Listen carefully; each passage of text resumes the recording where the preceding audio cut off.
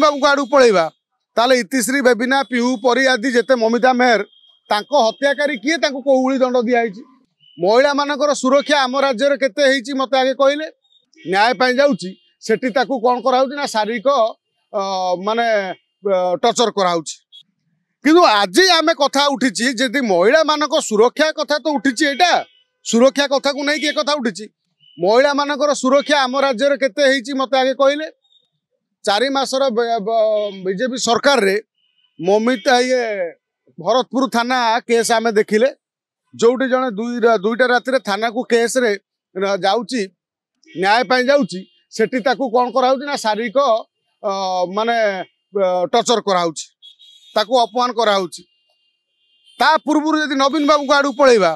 ताले इतिश्री बेबिना पिहू परी आदि जेते ममिता मेहर तांको हत्याकारी किए तांको कोउली दंड दिया दंड जदि से भाई आखि दृश्या न हो लोक मान भितर अपदार्थ मन भितर भय पशनी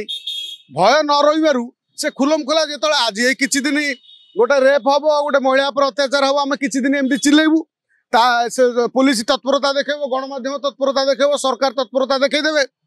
तार 10 दिन पर पुणी गला से केस चपीगला आउ से केस लोक आसबनी किंतु सब पुणी गोटे नारी निर्यातना नारी सेमती कौटी हत्या मर्डर हेले तापर आम सब कुम्भीर कांदना कांदिबा वास्तव में आज पर्यंत ओडिशा रे केते जण नारी को सुरक्षा दिया मत कहना जो नारी माने एठी हत्यार शिकार होती धर्षण शिकार होती हत्यार शिकार होती सेमानकु तांकर केते जण को खोजा है तांको दंड दिया जदि आपंक आम भिडी भल लगा तेब आम चैनल को लाइक शेयर और सब्सक्राइब करने को जमा भी भूलु नहीं।